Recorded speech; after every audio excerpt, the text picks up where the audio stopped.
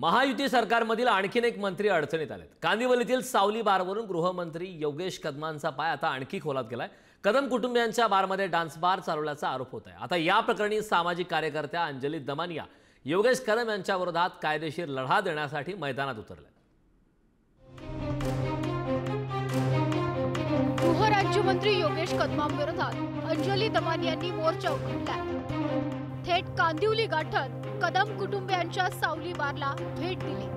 Police record आणि FIRच्या आधारे दमानियांनी कदम पिता पुत्रांवर गंभीर आरोप केले।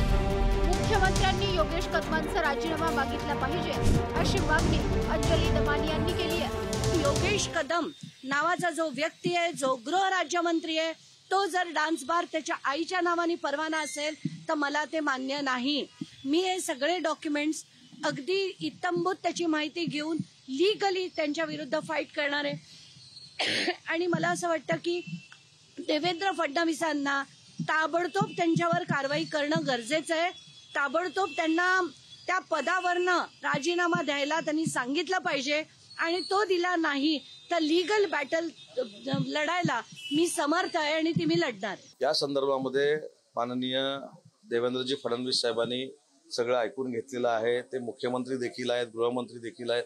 ते या संदर्भामध्ये योग्य ते कारवाई करतील आणि योग्य तो संदेश संबंधितांना देतील। कांदिवली परिसरात कदम कुटुंबियांच्या मालकीचा सावली नावाचा बार आहे।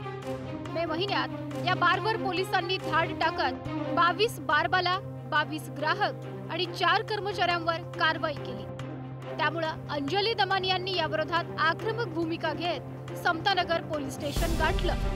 सावली बारवर केलेल्या कारवाईची पोलिसांकडून माहिती घेतली। रामदास कदमांचा दावा डान्स बार नव्हता, ऑर्केस्ट्रा होता। त्यावर दमानियांचा दावा डान्स बार सुरू होता। रामदास कदमांचा दावा 14 मुलींचं लायसन्स नाईटच्या पकडून 22 दाखवले, तर दमानियांचा दावा 22 महिलांना ताब्यात घेतलं। रामदास कदमांचा दावा एका कस्टमरनं पैसे उधळले, त्यावर दमानियांचा दावा ग्राहकांबरोबर महिला बसलेल्या होत्या। रामदास कदमांचा दावा परवानाधारक जबाबदार नाही, त्यावर अंजली दमानियांचा दावा चालवायला देणारे तितकेच जबाबदार।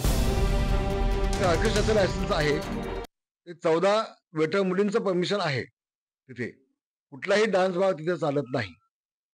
पोलिसांकडून ज्यावेळेला मला माहिती मिळाली की तिथे काही अनाधिकृत नियमबाह्य काम चालतंय, त्यावेळेला आम्ही ताबडतोब सगळ्या ऍक्शन घेतल्या।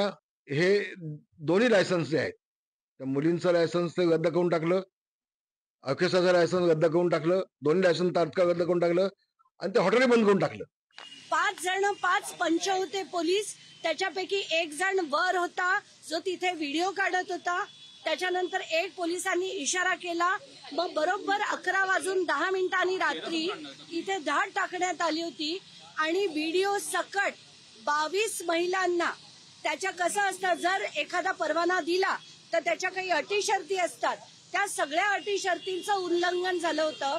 स्टेजच्या खाली महिला येऊन त्यांच्याबरोबर राहू शकत नाहीत, पण त्या ग्राहकांबरोबर त्या महिला बसलेल्या होत्या।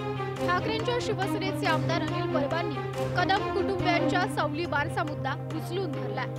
डान्स बारवर बंदी असतानाही बार कसा सुरू होता असा सवाल सातत्यानं उपस्थित करतात।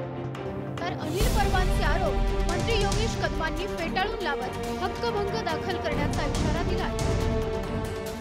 लॉकडाऊनमध्ये चुकीच्या कायद्याचा रेफरन्स देऊन जे माझ्या आईची बदनामी करायचा प्रयत्न केला, ज्या गोष्टीचा माझ्या आईचा काहीही संबंध नाही, म्हणजे आता हे अर्धवट वकील इतक्या खालच्या पातळीवरती गेलेले आहेत, महाविकास आघाडीचे नेते इतक्या खालच्या पातळीवरती गेलेले आहेत की चुकीचे आरोप करून मंत्र्यांच्या आईंना पण बदनाम करायचं।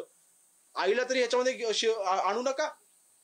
इतकं घाणेरडं राजकारण नका तुम्हाला करायचं असेल, भिडा ना आमच्याशी।